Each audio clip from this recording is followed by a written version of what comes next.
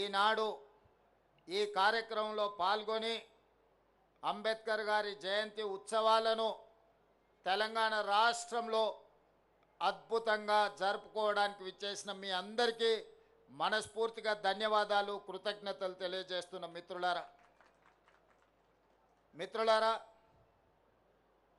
ఒక దేశం ఒక యుద్ధంలో శాంతియుతంగా రక్తం చిందకుంటా యుద్ధాన్ని గెలవొచ్చని మహాత్మా గాంధీ గారు నిరూపించారు. రవి అస్తమించని సామ్రాజ్యం ఉన్న బ్రిటిషర్స్ను శాంతి ద్వారానే శాంతియుతమైన పోరాటం చేసి శాంతితోనే ఒక యుద్ధాన్ని గెలవచ్చు అని ప్రపంచ దేశాలకు చాటి చెప్పింది మహాత్మా గాంధీ గారైతే, ఆ గొప్ప దేశాన్ని అద్భుతంగా పరిపాలించవచ్చు, ప్రపంచ దేశాలకి ఆదర్శంగా అభివృద్ధి చేయొచ్చు. ముఖ్యంగా దళితులు, గిరిజనులు, ఆదివాసీలు, బలహీన వర్గాలు, మైనారిటీలు, మహిళలకు సమానమైన అవకాశాలు ఇవ్వచ్చు. ఇవ్వడం ద్వారా ఈ దేశాన్ని అభివృద్ధి పదం వైపు నడిపించవచ్చు అని ఒక మార్గదర్శనం చేసిన గొప్ప ప్రపంచ మేధావి డాక్టర్ బాబాసాహెబ్ అంబేద్కర్ గారు అని చెప్పి మనం గర్వంగా చెప్పుకోవచ్చు. దేశ స్వతంత్ర పోరాటంలో మహాత్మా గాంధీ గారి పాత్ర ఎంత ఉందో, స్వతంత్రం వచ్చిన భారతదేశం ఈనాడు బలమైన దేశంగా ఎదగడానికి కారణం డాక్టర్ బాబాసాహెబ్ అంబేద్కర్ గారు. ఈ దేశానికి రెండు కళ్ళు, ఒకరు మహాత్మా గాంధీ గారైతే రెండవది డాక్టర్ బాబాసాహెబ్ అంబేద్కర్. విషయం మన దేశమే కాదు, ప్రపంచమే గుర్తించింది. ఈరోజు ప్రపంచమే స్వాగతం పలుకుతుంది అంబేద్కర్ గారి విధానాన్ని, అంబేద్కర్ గారి యొక్క ఆలోచనను.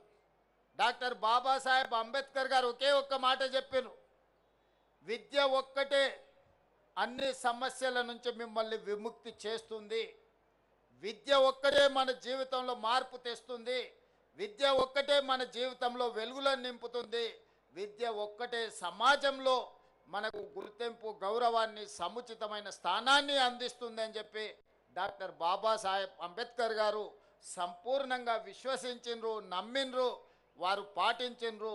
ప్రపంచ దేశాలలో పేరెన్నికగన్న యూనివర్సిటీలలో చదువుకొని వచ్చిన డాక్టర్ బాబాసాహెబ్ అంబేద్కర్ ఆలోచన విధానమే ఈనాడు భారతదేశం యొక్క ఆలోచన.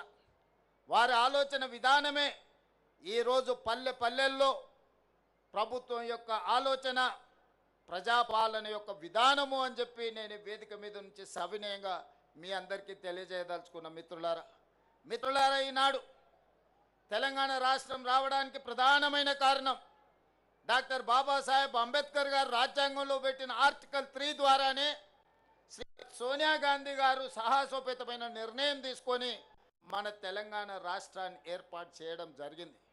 తెలంగాణ ఉద్యమంలో మీకు అందరికీ తెలుసు, దళితులు, గిరిజనులు, ఆదివాసీలు, బలహీన వర్గాలకు సంబంధించిన పిల్లలే పోరాటంలో ముందు భాగాన నిలబడమే కాదు, ఆత్మ బలిదానాలలో వాళ్ళే ప్రత్యేకమైన పాత్ర పోషించి ఈనాడు తెలంగాణ రాష్ట్రాన్ని సాధించుకోవడంలో వాళ్ళు ప్రత్యేకమైన పాత్ర పోషించారు. వాళ్ళే కాదు, ఈనాడు గుర్తు చేసుకోవాల్సింది గద్దరన్న తిరగని గల్లీ ఉందా, గద్దరన్న గజ్జె కట్టి గొంగడి తెలంగాణ ఉద్యమాన్ని ఉవ్వెత్తున లేపిన విషయం ఈ చరిత్ర, ఈ సమాజం మర్చిపోతుందని ఎవరైనా అనుకుంటే అది వాళ్ళ భ్రమనే. ఇప్పుడు మనం పాడుకున్న జయ జయ హే తెలంగాణ ఈ నినాదం రణ నినాదమై తెలంగాణ మారుమూల పల్లెల్లో మారు మోగి ఈరోజు తెలంగాణ రాష్ట్రాన్ని సాధించుకోవడమే కాదు, రాష్ట్ర గీతంగా అవతరించిన జయ జయ హే తెలంగాణ అందించింది అందశ్రీ మనవాడు కాదా? తెలంగాణ వచ్చిన 10 సంవత్సరాలలో ఈడున్న దళిత మేధావులను, ఆదివాసీ మేధావులను, నిరుజ మేధావులను, తెలంగాణ మేధావులను నేను అడుగుతున్నా, తెలంగాణ రాష్ట్రం వచ్చిన మొదటి 10 సంవత్సరాలలో ఉద్యమంలో ముందు భాగాన నిలబడ్డ వాళ్ళ పరిస్థితి ఎలా ఉండే, ఉద్యమాన్ని ప్రజలకు చేరవేసి ప్రపంచానికి ఎలుగెత్తి చాటిన గద్దరన్న అందశ్రీల పరిస్థితి ఏ విధంగా ఉండే మీరు ఒక్కసారి ఆలోచన చెయ్యండి.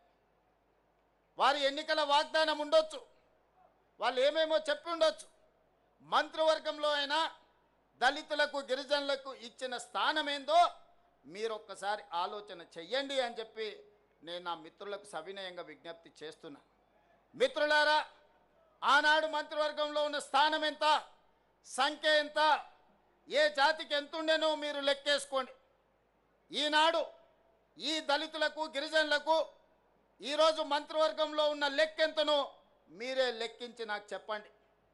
ఇవాళ అసెంబ్లీ స్పీకర్గా గడ్డం ప్రసాద్ కుమార్ గారు, లేకపోతే మంత్రిగా దామోదర్ రాజనరసింహ గారు, మంత్రులుగా మరో మిత్రుడు అట్లూరు లక్ష్మణ్ గారు, వివేక్ వెంకట్ స్వామి గారు, ఇలా చెప్పుకుంటూ పోతే ఇంతమందిని, నలుగురు మంత్రులను, ఒక స్పీకర్ను, అదేవిధంగా విప్పులుగా వేముల వీరేశాన్ని, లేకపోతే రామచందర్ నాయకును, ఇవాళ మంత్రివర్గంలో మా సీతక్కను, ఇంతమందికి ప్రాతినిధ్యం ఉమ్మడి రాష్ట్రంలోనైనా వచ్చిందా మీరు ఒక్కసారి ఆలోచన చెయ్యండి. ఇవాళ మిత్రులారా, బట్టి విక్రమార్క గారు మా మిత్రుడు, ఉప ముఖ్యమంత్రిగా సమర్థవంతంగా ఈనాడు పని చేస్తున్నాడు. సిఎల్పి లీడర్గా ఉంటే ఓర్వలేక హోదా తగ్గించి ఆయనను అవమానించే విధంగా అవమానకరంగా సిఎల్పి నాయకుడిగా తొలగించుకున్న చరిత్ర కళ్ళ ముందలనే ఉంది కదా. వారు బడ్జెట్ పెడితే ఆ బడ్జెట్ను అవమానించే విధంగా ఇవాళ మాట్లాడుతున్న వాళ్ళని చూస్తున్నాం కదా. అంటే ఒక దళిత బిడ్డ ఆర్థిక మంత్రిగా ఉండకూడదా? ఒక దళిత బిడ్డ వైద్య ఆరోగ్య శాఖ మంత్రిగా ఉండకూడదా? ఒక దళిత బిడ్డ విద్యుత్ శాఖ మంత్రిగా ఉండకూడదా? మీరు ఒకసారి ఆలోచన చేయండి. ఒక దళిత బిడ్డ స్పీకర్గా వేదిక మీద కూర్చోవద్దా? ఆయనను అధ్యక్ష అని పిలవాల్సి వస్తుందని కొంతమంది సభకే రావడం లేదంటే ఈ దళితుల పట్ల వాళ్ళకు ఉన్న గౌరవం ఏ పాటిదో మీరు ఒక్కసారి ఆలోచన చెయ్యండి. అందుకే వాళ్ళని మోసం చేసిన ఏ జాతి అయితే అవమానానికి గురైందో ఆ జాతే సభాధ్యక్షుడు హోదాలో కూర్చుంటే ద్రోహం చేసిన వాడు మాట్లాడాలన్నా అధ్యక్ష నాకు మైక్ ఇవ్వాలి అని అడుక్కునే పరిస్థితి ఈరోజు తెలంగాణ రాష్ట్రంలో ప్రజా ప్రభుత్వం కల్పించిందన్న విషయం ఈరోజు మా మిత్రులకు గుర్తు చేయదలుచుకున్నా.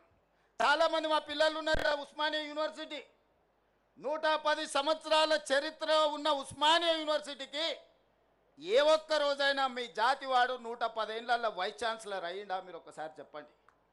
ఇవాళ ఉస్మానియా యూనివర్సిటీ వైస్ ఛాన్సలర్ ఎవరు? అంబేద్కర్ యూనివర్సిటీ వైస్ ఛాన్సలర్ ఎవరు? ఈరోజు ఎలక్షన్ కమిషన్కు ఎవరున్నారో మీరు ఒక్కసారి ఆలోచన చేయండి.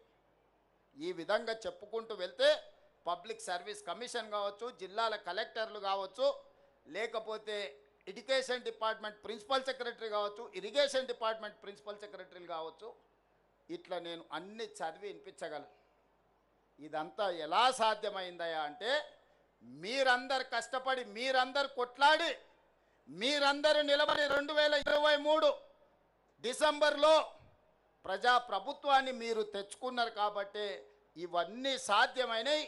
ఈనాడు వీళ్ళందరి కళలు నెరవేర్చడానికి సంపూర్ణంగా ప్రయత్నం చేస్తున్నాం. 10 ఏళ్ళు ప్రభుత్వ హాస్టల్లో చదువుకునేది ఎవరు? బీసీ మైనారిటీల పిల్లలు. ఎన్నడన్నా డైట్ ఛార్జెస్ పెంచినరా 10 ఏళ్ళల్లో? కాస్మెటిక్ ఛార్జెస్ ఆడపిల్లలకు తల్లిదండ్రుల దగ్గర నగదు లేదు. ఆడపిల్లలకు కనీసం కొడుకోవడానికి సబ్బు బిల్లకు పైసలు ఇయ్యలే ఆ ప్రభుత్వం. ఇవాళ డైట్ ఛార్జెస్ 40%, కాస్మెటిక్ ఛార్జెస్ 200% పెంచి ఈ వర్గాల యొక్క ఆత్మగౌరవాన్ని నిలబెట్టడానికి ప్రయత్నం చేసిన మాట వాస్తవం కాదా? ఇవాళ యంగ్ ఇండియా ఇంటిగ్రేటెడ్ రెసిడెన్షియల్ స్కూళ్ళు దళితుల దగ్గర, గిరిజనుల దగ్గర, మైనారిటీల దగ్గర, ఉన్నత కులాలకు ఇంకొక దగ్గర రెసిడెన్షియల్ స్కూల్స్ కడితే ఇది కులాల మధ్యన విభజన జరుగుతుంది, సమాజంలో అంతరాలను పెంచుతుందని యంగ్ ఇండియా ఇంటిగ్రేటెడ్ రెసిడెన్షియల్ స్కూళ్ళల్లో ఎస్సీ, ఎస్టీ, బీసీ, మైనారిటీ ఉన్నత వర్గాలను అన్నిటినీ ఒక దగ్గర చదువుకునే విధంగా ఇవాళ 25 ఎకరాలలో కార్పొరేట్ కాలేజీల కంటే అద్భుతంగా ఈరోజు నిర్మాణం చేసి ఒక అద్భుతమైన విద్యను అందించాలని అంబేద్కర్ గారు ఏదైతే ఆలోచన చేసిండో పేదలకు విద్య చేరాలి అనే దాని మీద ఈరోజు ప్రయత్నం చేస్తున్నాం.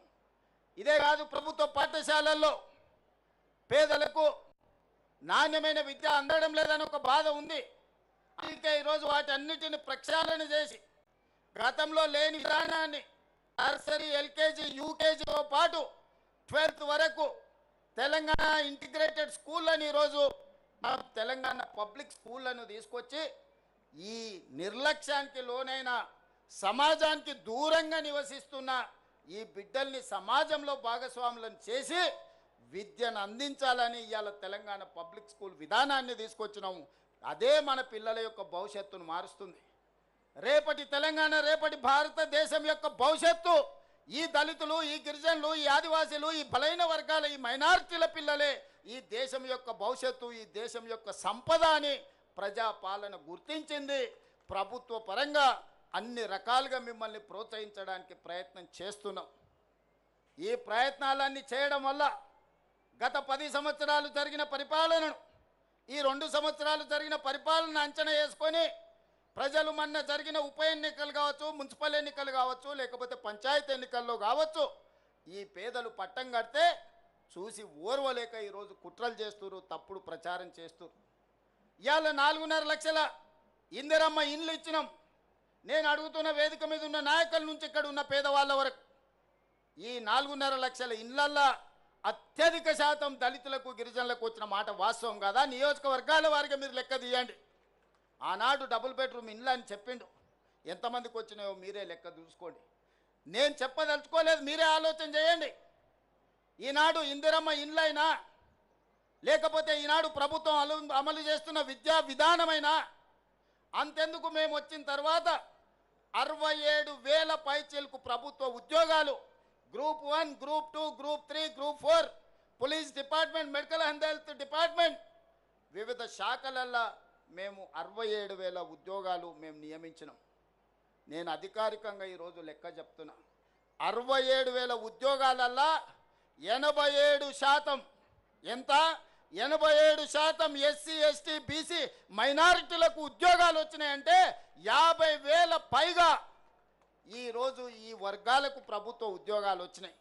ఇంతకుముందే మా మిత్రుడు లక్ష్మణ్ చెప్పాడు, గ్రూప్ 1 రిజల్ట్లో మా పిల్లలకు చాలా ఉద్యోగాలు వచ్చినాయి. ఈరోజు రాజీవ్ గాంధీ సివిల్స్ కోసం ఈరోజు పరీక్షలు రాస్తున్న పిల్లలకు మనం ఆర్థిక సహాయాన్ని సింగరేణి నుంచి అందిస్తే ఈరోజు ఈ ఎస్సీ, ఎస్టీల పిల్లలు అత్యధికంగా ఐఏఎస్లలో ఈరోజు సెలెక్ట్ అయినరు. అందుకే మిత్రులారా, ఈరోజు ఈ విధంగా పరిపాలనను చక్కబెడుతూ గతంలో చేసిన అప్పులను, తప్పులను సరిదిద్దుకుంటూ ఈరోజు ముందుకెళ్ళే ప్రయత్నం చేస్తున్నాం.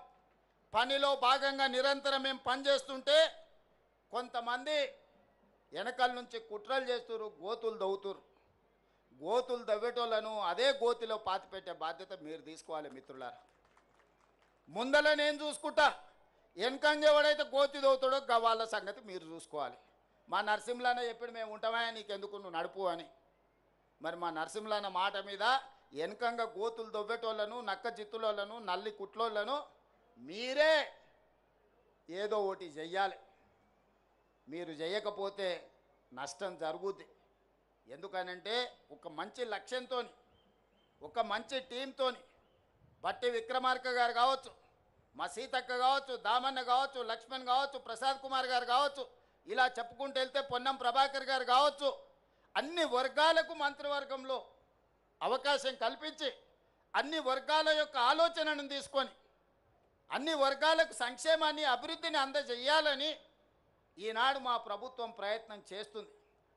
10 ఏళ్ళ విధ్వంసం 100 ఏళ్ళ నష్టానికి దారితీసింది. దాన్ని ఇవాళ సరిదిద్దుకుంటూ, చక్కదిద్దుకుంటూ, ఆనాడు చేసిన అప్పులను చెల్లించుకుంటూ, తప్పులను సవరించుకుంటూ ఈనాడు పరిపాలన జరుగుతుంది. మీ అందరికీ తెలుసు, 10 ఏళ్ళల్లో ఆ గొప్ప గొప్ప ఉపన్యాసాలు ఇచ్చే నాయకులు ఎన్నిసార్లు అంబేద్కర్ గారి జయంతికో వర్ధంతికో హాజరైనరో మీరే లెక్కేసుకోండి. ఇంతకంటే లెక్క అవసరం లేదు, ఇంకా వేరే లెక్క అవసరం లేదు. ఇది ఒక్క లెక్క చూసుకోండి, మీ పట్ల వాళ్ళకున్న అభిమానం ఏందో, ఆలోచన ఏందో. అందుకే మిత్రులారా, ఈ ప్రభుత్వం మనది. ఇది ప్రజల కోసం అందిస్తున్న ప్రజాపాలన. ఈ ప్రజాపాలనను కాపాడుకునే బాధ్యత మనది. ప్రజాస్వామ్యాన్ని కాపాడుకునే బాధ్యత మనది. అందుకే ఇవాళ కేంద్ర ప్రభుత్వం మహిళా రిజర్వేషన్ల గురించి, నియోజకవర్గాల పునర్విభజన గురించి, సీట్ల పెంపు గురించి కలగాపులగం చేసి మాట్లాడుతున్నారు. మహిళలకు మీరేం చేసిందని మమ్మల్ని సవాల్ విసురుతున్నారు. నేను ఒక్క మాట చెప్పదలుచుకున్నా. ప్రపంచంలో చాలా దేశాలలో మహిళలకు ఓటు హక్కు లేనప్పుడు పురుషులతో పాటు సమానంగా డాక్టర్ బాబాసాహెబ్ అంబేద్కర్ గారు మహిళలకు ఓటు హక్కు ఇచ్చి ఈ ప్రభుత్వాన్ని ఎన్నుకునే అధికారాన్ని ఆడబిడ్డల చేతుల్లో పెట్టాడు. మహిళలకు మన దేశంలో పురుషులతో సమానంగా డాక్టర్ బాబాసాహెబ్ అంబేద్కర్ గారు ఓటు హక్కు ఇచ్చే వరకు చాలా దేశాలలో మహిళలకు ఓటు హక్కు లేదు. మహిళలు బయటికి వచ్చి బహిరంగంగా తిరిగే పరిస్థితి లేని రోజులు. ఆ రోజుల్లోనే డాక్టర్ బాబాసాహెబ్ అంబేద్కర్ గారు మహిళలకు ఓటు హక్కు ఇచ్చి సమానమైన అవకాశాలను పురుషులతో పాటు సమానమైన విలువ ఆధారిత ఓటు హక్కునిచ్చిండు. ఆ తర్వాత పంచాయతీరాజ్ కావచ్చు, మున్సిపల్లో కావచ్చు, మహిళలకు రిజర్వేషన్లు రాజీవ్ గాంధీ గారు అందించారు. చట్టసభలలో, అసెంబ్లీలో, పార్లమెంటులో సోనియా గాంధీ గారు మహిళలకు రిజర్వేషన్లు ఇవ్వాలి అని 33% ఇవ్వాలని బిల్లును పాస్ చేసి రాజ్యసభలో. కానీ లోక్సభలో కొన్ని రాజకీయ పార్టీలు అడ్డుకున్నాయి. సంతోషం, ఇవాళ మీరు మహిళా రిజర్వేషన్లు అమలు చేస్తామంటారు. మహిళా రిజర్వేషన్ల అమలు ముసుగులో దక్షిణాది రాష్ట్రాలకు అన్యాయం చేసే ప్రక్రియ చేపడుతున్నారు. మొదట జనాభా అన్నారు. జనాభా లెక్కలేస్తే దక్షిణ భారతదేశంలో కుటుంబ నియంత్రణను పాటించడం వల్ల, అభివృద్ధి పదం వైపు రాష్ట్రాలు నడిపించడం వల్ల జనాభా తగ్గిపోయి సీట్లన్నీ కోల్పోయే పరిస్థితి వచ్చింది. దానికి అభ్యంతరం బలంగా వ్యక్తం చేస్తే ప్రోరేటా ప్రకారం, అంటే దామాషా ప్రకారం 543 సీట్లు ఈరోజు దేశంలో ఉంటే 50% సీట్లు 272 సీట్లు పెంచుతాం. అందులో ఏ రాష్ట్రంలో ఎంత ఉందో ఆ రాష్ట్రంలో అందులో సగం పెంచుతామని. ఉదాహరణ, కేరళలో 20 సీట్లు ఉన్నాయి, వాటిని 30 చేస్తామని 50% పెంచి. ఉత్తరప్రదేశ్లో 80 సీట్లు ఉన్నాయి, వాళ్ళకు 120 చేస్తామని. ఇవాళ కేరళకు 20, ఉత్తరప్రదేశ్కి 80. ఈ రెండింటి మధ్యలో తారతమ్యం 60 సీట్లు మాత్రమే. రేపు కేరళ 30 అయ్యి ఉత్తరప్రదేశ్ 120 అయితే ఈ అంతరం 60 నుంచి 90కి పెరుగుద్ది. రాజకీయాలలో ఒక్కొక్క ఓటుకు ఎంత విలువ ఉందో వాజ్పేయి సర్కారు కూలినప్పుడు తెలిసింది కదా. కేంద్ర ప్రభుత్వంలో ఒక్క రాష్ట్రంలోనే ఉత్తర భారతంలో 30 సీట్లు పెరిగితే మరి అక్కడున్న దళితులకు, గిరిజనులకు రిజర్వేషన్లు పెరగవచ్చు, నేను కాదంటలేను. సీట్లు దక్కడం వల్ల దక్షిణాది రాష్ట్రాలలో ఉన్న దళితులకు, గిరిజనులకు, మహిళలకు నష్టం జరుగుతలేదా? ఇవాళ తెలంగాణలో 17 సీట్లుంటే 2 ఎస్టీలకు ఉన్నాయి, 3 ఎస్సీలకు ఉన్నాయి. ఇవి 30 సీట్లు అయితే ఎస్సీలకు 6 అవుతాయి, ఎస్టీలకు 4 అవుతాయి. కానీ అదే 25 అయితే ఇందులో తగ్గుతాయి. ఈ చిన్న లెక్క కేంద్ర ప్రభుత్వంలో మంత్రులుగా ఉన్న తెలంగాణ రాష్ట్రం నుంచి ప్రాతినిధ్యం వహిస్తున్న వాళ్లకు లెక్క తెలుస్తలేదా? ఏ లెక్కన మా కోటాను తగ్గిస్తారు? కేంద్ర ప్రభుత్వం ఇచ్చిన ఆదేశాలను అమలు చేసినందుకు, జనాభా నియంత్రణ పాటించినందుకు, ప్రభుత్వం చెప్పిన మాట విన్నందుకు దక్షిణాది రాష్ట్రాలలో ఉన్న దళితులను, గిరిజనులను, మహిళలకు నష్టం చేస్తారా మీరు అని నేను అడగదలుచుకున్నా. ఇవాళ ఈ ప్రాంతంలో ఎన్ని సీట్లు పెరుగుతాయి? మీ జనాభా నిష్పత్తి ప్రకారం మీకు అన్ని సీట్లు పెరుగుతాయి. ఎన్ని సీట్లు తగ్గితే అన్ని సీట్లు దళితుల, గిరిజనులకు ఆటోమేటిక్గా తగ్గుతాయి, మహిళలకు ఆటోమేటిక్గా తగ్గుతాయి. ఇవాళ 17 సీట్లను 10 చేస్తే 1 ఎస్టీకి వస్తుంది, 2 ఎస్సీలకు వస్తాయి. అదే 17 సీట్లను 30 చేస్తే 4 ఎస్టీలకు వస్తాయి, 6 ఎస్సీలకు వస్తాయి. సీట్లు పెంచడం ద్వారా ఎస్సీ ఎస్టీ మహిళల కోటా పెంచుకోవాలన్నా దక్షిణాది రాష్ట్రాలకు అన్యాయం చేసి నరేంద్ర మోడీ గారు ఆయన ప్రాతినిధ్యం వహిస్తున్న గుజరాత్కో, ఆయన ప్రాతినిధ్యం వహిస్తున్న ఉత్తరప్రదేశ్కో సీట్లు పెంచుకుంటుంటే చూసుకుంటూ కూర్చుందమా? ఇది మన ప్రాంతానికి తీరని నష్టం జరుగుతుంది. అందుకే ఈ అంశాలను లేవనెత్తిన మిత్రులారా, సంఘాలందరూ కూడా సమాలోచన చేయండి, మేధావులందరూ ఆలోచన చేయండి. మన దక్షిణాది రాష్ట్రాలలో సీట్లు ఎన్ని పెరిగితే అన్ని దళితులకు, గిరిజనులకు, మహిళలకు సీట్లు పెరుగుతాయి. మనం సీట్లు పెంచుకోవడానికి కొట్లాడాలి. అంబేద్కర్ గారే చెప్పారు, మా దళిత సోదరులు చెప్పారు, రాజ్యాధికారమే అంతిమ లక్ష్యమని. ఆ రాజ్యాధికారం సాధించాలి అంటే ఆ సీట్లు మనకు కేటాయించాలి. ఆ సీట్లలో మనం ఎన్నికై చట్టసభలకు పోవాలి. అప్పుడే మన హక్కుల గురించి మనం మాట్లాడతాం, మన హక్కుల గురించి మనం కొట్లాడతాం. కాబట్టి ఈనాడు ఏదైతే రాజకీయ కుట్ర జరుగుతుందో, మహిళా రిజర్వేషన్ చేయాలంటే మాకెవరికి అభ్యంతరం లేదు.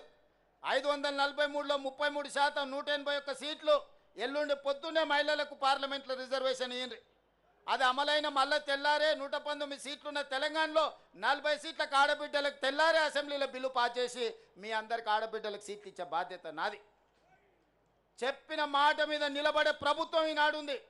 వర్గీకరణ చేస్తామని చెప్పినాం కదా, ఈ దేశంలో ఒక్కడైనా చేసిండా? వర్గీకరణ చేసి చూపించిన రాష్ట్రం తెలంగాణ రాష్ట్రం కాదా?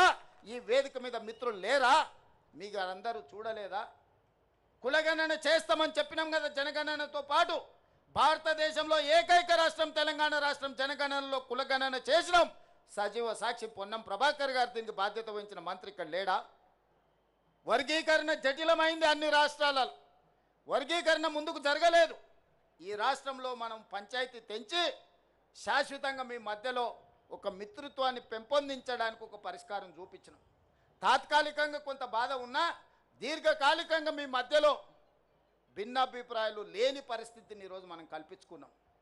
జనగణనలో కూడా కులగణన చేసి బలహీన వర్గాల లెక్క తేల్చిన ఇవాళ 56.33% తెలంగాణ రాష్ట్రంలో బలహీన వర్గాలు నేను లెక్క తేల్చిన ఏకైక రాష్ట్రం తెలంగాణ రాష్ట్రం.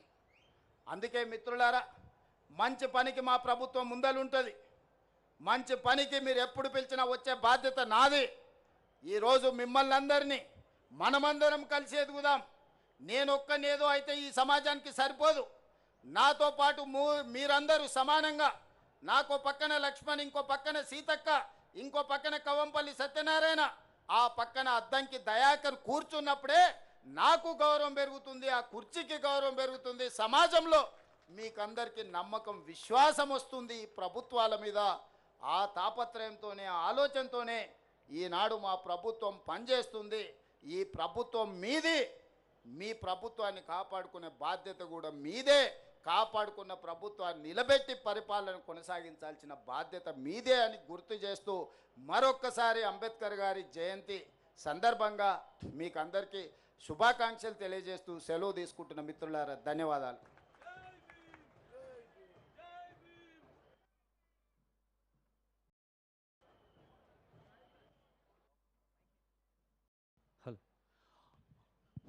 మిత్రులు, ఈ మీటింగు కొనసాగుతుంది. నేను ఇక్కడే ఉంటాను. మిగతా శాసనసభ్యులు, శాసనమండలి సభ్యులు వేదిక మీద కూర్చి